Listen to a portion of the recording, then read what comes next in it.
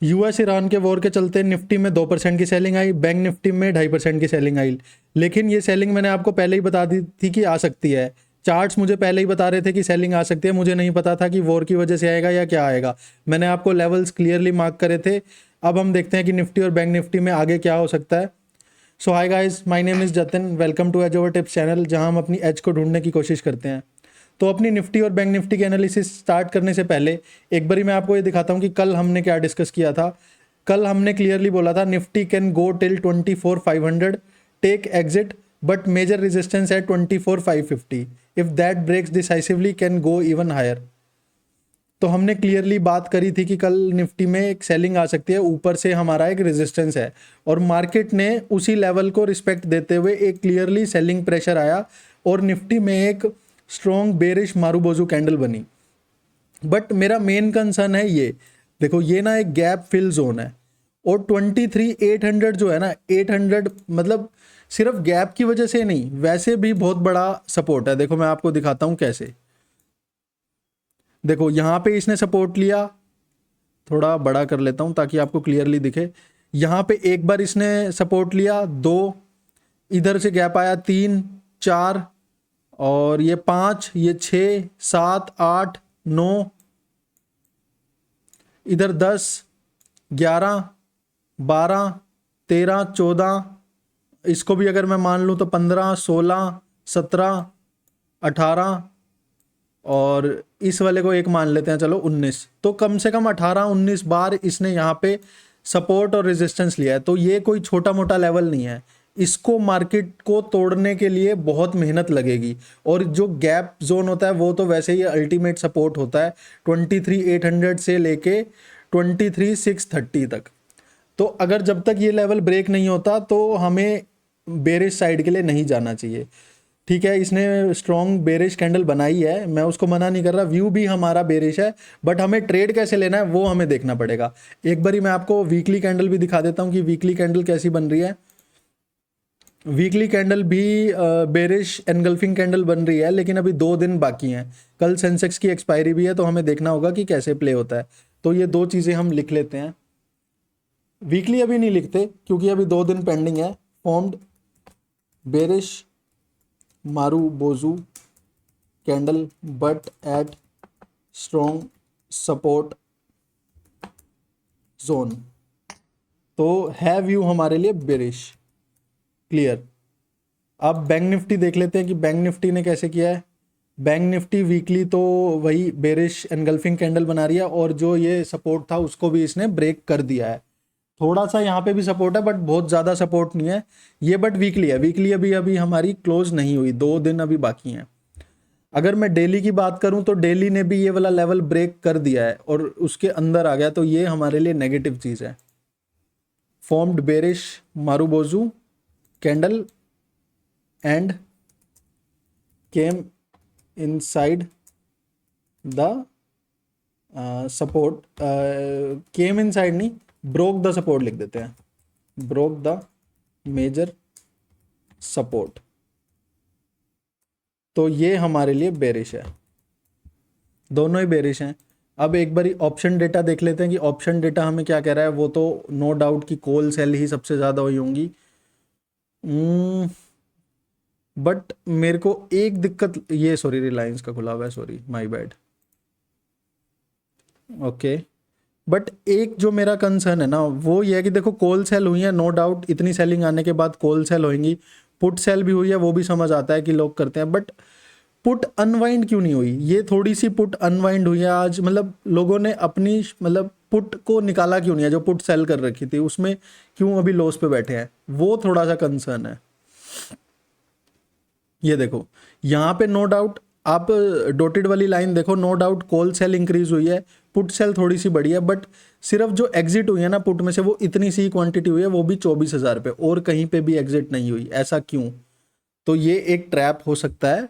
इससे बचने के लिए हमें क्या करना है, हमें पूरी एनालिसिस देखनी पड़ेगी। तो अभी के लिए 24,000 and above are resistance, 24,000 and above are resistance, no doubt bearish.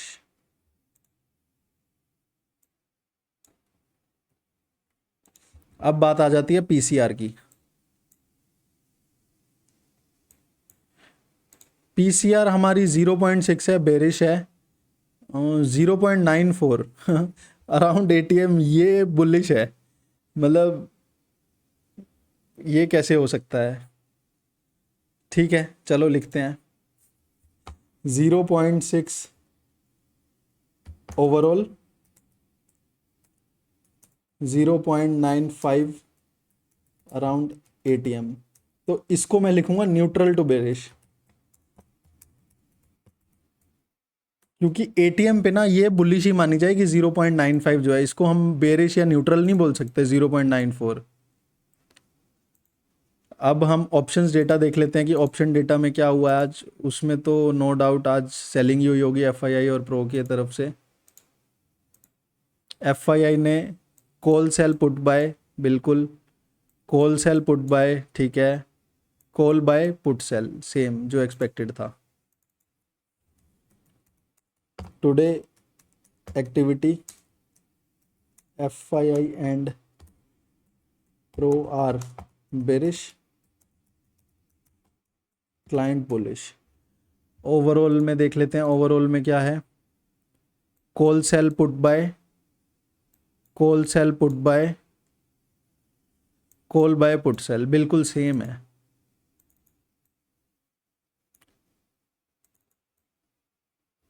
Exactly same. ऐसा वैसे रेयर होता है। ओवरऑल ओआई, तो ये भी हमारे लिए बेरिश। फ्यूचर्स डेटा भी इन्होंने सेल ही किया होगा, कितना सेल किया है वो देख लेते हैं। 4800 करोड़ सेल किया है। FII added 4800 crore of short futures in existing OI, ये भी मेरे लिए बेरिश। स्टॉक्स डेटा भी सेल ही किया होगा। ओह वाह, मतलब आप देख रहे हो, देखो सारी चीज़ें नेगेटिव इंडिकेशन देख रही हैं। अगर मैं डेटा के अंदर दिखाऊं, एफआईआई ने आज स्टॉक्स में खरीदा है और जो एटीएम पे मुझे पीसीआर दिखा रही है वो भी मुझे बुलिश दिखा रही है। ऐसा क्यों, इतनी शार्प सेलिंग के बाद भी? FII bought 1963 crore in cash, ये मेरे लिए बुलिश। अब अदर मार्केट्स देख लेते हैं। S&P कितना 0.98%, 1% डाउन है। ठीक है, इतना तो एक्सपेक्टेड था इतनी सेलिंग आने के बाद। Nikkei doji pose, Kospi shooting star और लेवल भी ब्रेक किया है। अब नेक्स्ट ये है, अगर मतलब ये बहुत ज़्यादा स्ट्रॉन्ग नहीं है बट हाँ शूटिंग स्टार है, नेगेटिव कैंडल है। गिफ्ट निफ्टी, गिफ्ट निफ्टी अभी के लिए मैं देखूं तो थोड़ी सी फ्लैट ही दिखा रही है। थोड़ी देर पहले मैंने देखा था जब तो इनफैक्ट ऊपर थी, फ्लैट ही है। गोल्ड, गोल्ड के लिए देखो मैं आपको तब से बता रहा हूँ कि ये जो ट्रेंड लाइन है ना, ये हमारे लिए मतलब एक सुपर रेजिस्टेंस का काम करेगी। और यहाँ पे इसने एक बेरिश रामी बनाई, उसको कंफर्म किया। अगर ये वाला लेवल ब्रेक किया तो ये जो वेज है एक तरह की, मतलब अल्टीमेट मैं आपको बताऊं तो एक ये जोन है 3900 से लेकर $4000 तक। इधर थोड़ा डिमांड जोन है। अगर ये ब्रेक होता है ना तो सीधा $3500 तक जा सकता है। बहुत टाइम से मैं आपको बोल रहा हूँ, 7-8 दिन से regular. Same stories with silver. Silver तो उस लेवल को भी ब्रेक कर चुका है। सिल्वर तो मेरे लिए ऑलरेडी नेगेटिव हो चुका है, ये तो मतलब और नीचे जा सकता है। ब्रेंट क्रूड देखो, आज ना मैं आपको इतने दिनों से बोल रहा हूँ कि ना आप स्टोरी लिंक करो कि ये जो क्रूड ऑयल है ना ये अल्टीमेट सपोर्ट पे है और जो निफ्टी है वो हमारे रेजिस्टेंस पे है। तो अगर दोनों की स्टोरी लिंक होगी तो ब्रेंट क्रूड ऊपर जा सकता है, निफ्टी नीचे आ सकता है। मुझे नहीं पता था कि यूएस और ईरान का वॉर होने वाला है या ट्रंप कोई ट्वीट करने वाले हैं, मुझे कुछ नहीं पता था। बट मुझे चार्ट पहले ही इंडिकेशन दे रहा था कि ब्रेंट क्रूड ऊपर जाएगा और अगर ऊपर गया तो निफ्टी पे रेजिस्टेंस भी है वो प्ले हो सकता है। और एग्जैक्टली वही हुआ। और मुझे लग रहा है कि ये अभी क्रूड ऑयल 80 जा चुका है ना, थोड़ा सा ये 82 तक तो इजीली जा सकता है। 82 के बाद हमें देखना होगा कि ये रुकेगा मतलब ये पुल बैक है जस्ट या रिवर्सल है, ये देखना पड़ेगा 82 के बाद। बट यहाँ से पुल बैक आने वाला था, ये मैंने आपको पहले ही बता दिया था। कम से कम मैं आपको यहाँ से बता रहा हूँ, ये इस लेवल से 24-25 जून से मैं तब से ही बता रहा हूँ कि यहाँ पे सपोर्ट है, सपोर्ट है, सपोर्ट है। बॉन्ड यील्ड्स भी ऊपर गए होंगे नो डाउट, इंडिया की बॉन्ड यील्ड्स भी ऊपर जानी चाहिए, ग्रेट। और यूएसडी आईएनआर हमारा वीक हो रहा है, देखो बुलिश एनगल्फिंग कैंडल बनाई है। ब्रेंट क्रूड में 80.3 लिख देता हूँ, 80.3 ये मेरे लिए बेरिश। और अगर यूएसडी आईएनआर की मैं बात करूँ तो 95.5 ये भी मेरे लिए बेरिश है। मतलब ये नहीं जो हमारा रुपी है ना ये बहुत वीक होता जा रहा है, ये हमारी ना इकोनॉमी के लिए बहुत गलत है। नॉर्मल अगर मैं निफ्टी की बात ना भी करूं तो जितना महंगा हमारा रुपी होता जाएगा, मतलब वीक होता जाएगा, उतनी हमारी इकोनॉमी के लिए दिक्कत है। बिटकॉइन तो मतलब अगर मैं शॉर्ट करता होता तो 30,000 के लिए शॉर्ट कर देता, बट मैं उसमें ट्रेड करता नहीं हूँ, मुझे तो इसमें कुछ होप लग नहीं रही, इसमें तो प्योर पंप एंड डंप चल रहा है। DXY डॉलर इंडेक्स अगेन ये स्ट्रॉन्ग होता जा रहा है, तो ये भी ऊपर जा रहा है। अब आ जाते हैं, अपनी बात कर लेते हैं वर्डिक्ट पे। निफ्टी की वर्डिक्ट क्या है, देखो थोड़ा ना सिंपल रखने की कोशिश करेंगे। व्यू हमारा नेगेटिव है नो डाउट, नीचे जा सकता है, स्ट्रॉन्ग रेड कैंडल बनी है, बट हमें थोड़ा ध्यान से केयरफुली करना पड़ेगा, ताकि प्रॉफिट हो सकता है देखो कल ना आए, कोई दिक्कत नहीं, बट लॉस नहीं होना चाहिए। देखो क्लियरली लिखते हैं, if Nifty opens flat can go till 23,630, ठीक है। इफ गैप डाउन वहां पे एक सपोर्ट है, wait for 3 candles of 15 minutes and check price action. If positive